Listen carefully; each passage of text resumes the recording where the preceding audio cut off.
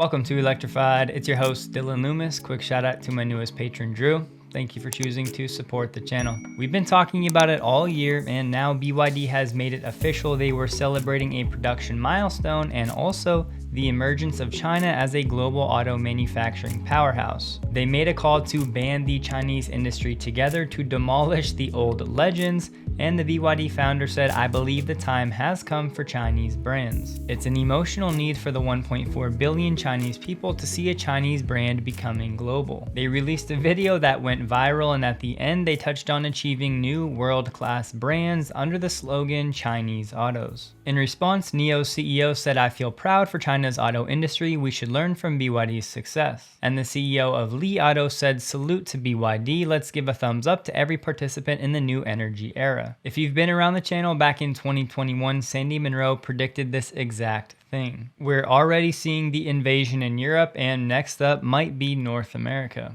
The Indonesian cabinet has agreed to offer 0% export duty and value-added tax exemptions to EV makers that would set up locally. But it's unclear how long these incentives would be offered and whether there would be other conditions attached. Potential investors can import cars to sell locally, but they must complete a factory within 2 years or face penalties that are still being formulated by the government, but this policy could still change. So initially, we would think there's some hope that Tesla could now test the waters by importing some cars to see what the demand is like. But in a separate report today, we learned something new. Indonesia said today Tesla plans to invest in the manufacturing of battery materials in the country and will make an announcement in the next few months. Luhut Panjaitan said Elon wants to invest in the manufacturing of materials for lithium batteries, but Tesla was not looking to build a car factory in Indonesia. The investment will be quite big, but let's wait for Elon to come here around the end of September or October this year. Nothing is a done deal, but this is the first we've heard that Tesla is not looking at manufacturing vehicles in Indonesia, at least to start. So if Tesla doesn't make cars locally in Indonesia, then they would be forced to import, and would a battery factory qualify as an option to avoid these penalties? It's all still under discussion and developing. Clearly, Indonesia would love to have Tesla manufacturing vehicles locally, both for the local market and exports with this incentive, but it sounds like Tesla's not interested in that. Per the usual, Tesla has cut prices on the higher end trims of the Model Y in China, and everybody seems to be panicking. The long range and performance variants have been dropped by about $1,900 or 4%. But as Troy said, 80% of Model Y sales from Tesla China are the standard range variant, which has seen no price change. It's only about 20% of Model Y sales out of China that are experiencing this price cut. I'm a long-term investor, and let's just not forget that for Tesla to sell 20 million vehicles a year, they're not going to be able to do it at an average selling price of over $55,000. So we need the price cuts. We need prices to come down, margins be what they may in the short term. I think the bigger story is what's going on with the Chinese economy. The short story, it's not great. And remember, the macro drives everything. At the same time, Tesla is offering an $1,100 subsidy for Model 3s in inventory. This is for the entry-level rear-wheel drive Model 3 between now and September 30th if the customer buys insurance from an insurer that works with Tesla, which of course is another anecdote for upcoming Highland production from China. And Jason Yang said the assembly line at the factory will be upgraded later this month, and it's highly likely we see the new Model 3 being loaded onto trucks next week. You would think the order of these two would be reversed, but that's what he said. And a fun fact, now as of July, Tesla is the brand with the highest export volume among domestically made vehicles in China. Speaking of Project Highland, if you see any rumors out there about the specs for the Highland and they match this list, this is not true. Warren just made these up, as Community Notes has told us. In case you're in Australia or the UK and a few other European countries, the Powerwall may be a bit cheaper with some rebates available, so check your email and check the websites if you're in those regions. Over the weekend, Joe Tetmeyer shared some images of 9 Cybertrucks with covers in the parking lot at Giga Texas. So here you have it, but there's actually some more, as there was a piece of paper sticking out from one of these trucks. As you can see in this image, if you zoom in, you will see 3 little letters VIN.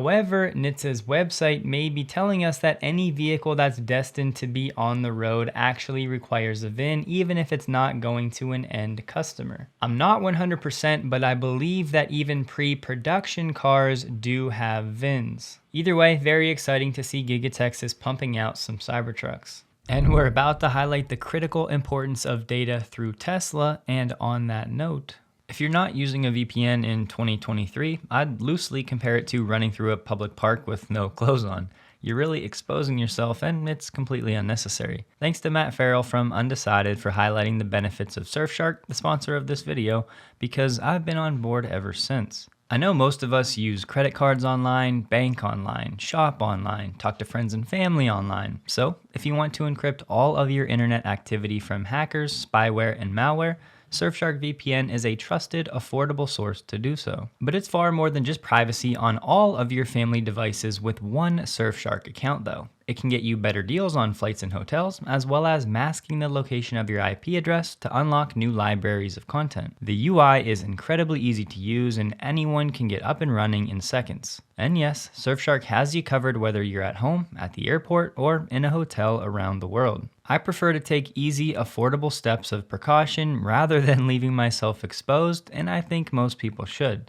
To support the channel and to protect yourself, you can head to surfshark.deals/electrified linked below and use my promo code electrified to get an extra 3 months free. And thanks to Surfshark for sponsoring this video. There's been plenty of chatter about Tesla data centers today, but just remember back October 2021, Tesla announced the Gigafactory data center at Shanghai has officially landed. Tesla just posted on Weibo responding to some concerns about Sentry Mode, and they said, unlike some brands that can remotely view the surrounding environment of the vehicle through Sentry Mode, currently the data of Tesla vehicles is only stored offline in the USB device in the car, and neither the owner nor Tesla can view it remotely online. And confirming what we've known now for a long time, Tesla has established a data center in China to localize data storage.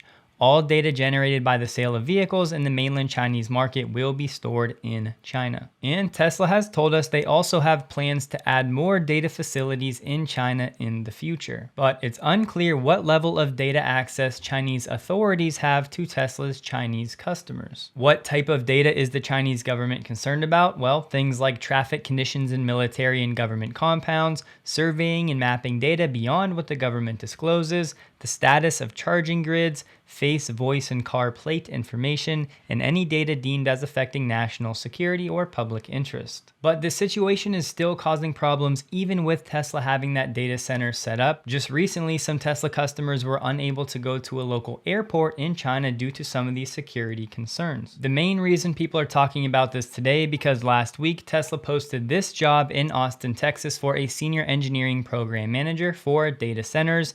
This role will lead the end-to-end design and engineering of Tesla's first of its kind data centers. But Tesla actually has data center plans globally, not just in China. They're also hiring in Palo Alto for a staff data center engineer. In this role, they take designs and design prototypes into functional production data centers. Of course, many people are jumping to something like Amazon Web Services and perhaps in the future maybe, but right now it seems like these data centers are going to be for Tesla use only. You may recall Giga Nevada has a data center, and X had a data center in Sacramento, and then Elon said it was basically the worst place to have a data center in part due to the heat, but fast forward a few months later and Tesla actually bought that same facility. The only report I could find on what Tesla was going to use that Sacramento data center for would be machine learning workloads, including self-driving car simulations. And earlier this year, Mexico Now was reporting on the impact Tesla would have on data center demand in the location. For Tesla to achieve autonomy, they need very high connectivity, and in the end, all that info communication goes to a data center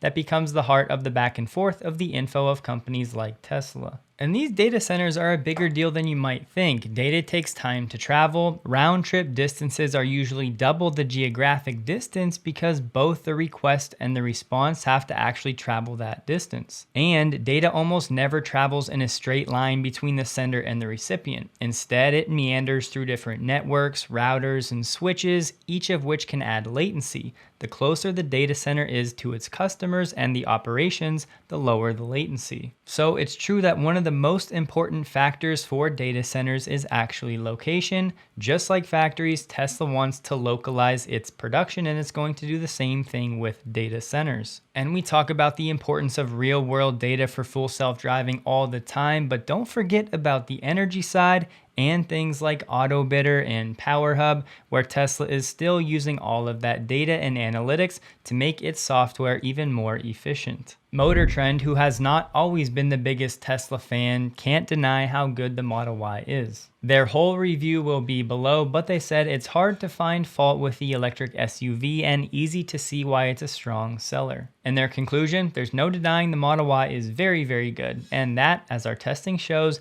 it has been this good for the 3 years it's taken the competition to catch up. While some competitors are as good as the Tesla, none is clearly better, and the Model Y is still running at the front of the pack. Just so you know, Elon's putting his money where his mouth is. His fund donated $10 million back in 2021 to support research programs. The money has been linked to the Population Wellbeing Initiative, an interdisciplinary research group at UT Austin devoted to the study of population. Ford has hired a former Apple exec, Peter Stern, to lead a newly created group focused on developing software-based services across Ford's gas and EV business units.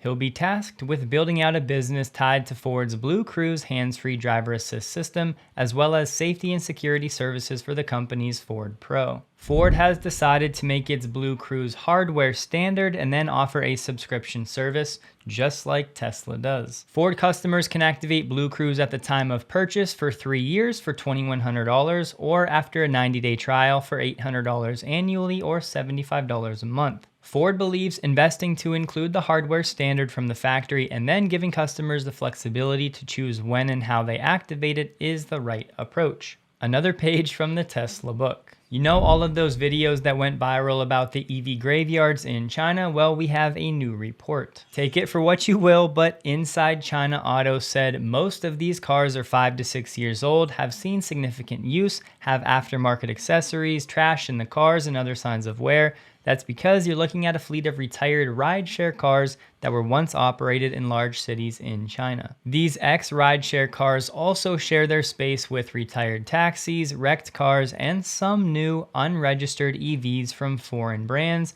which are indeed struggling to sell. I'm not sure we'll ever know the truth, but I think it's important to at least hear both sides of the argument. Here we have the latest madness on this Elon and Zuck situation. I don't have any idea what's going on. On Friday, Elon said he spoke to the Prime Minister of Italy and Minister of Culture. They've agreed on an epic location for the fight. But then Elon gave an update on his MRI, saying there's a problem with his right shoulder blade rubbing against his ribs, which requires minor surgery. Recovery will only take a few months. And then Walter Isaacson shared a screenshot of some text between Elon and Zuck. Elon said, "Want to do a practice bout at your house next week?" Zuck said, "If you still want to do a real MMA fight, you should train on your own and let me know when you're ready."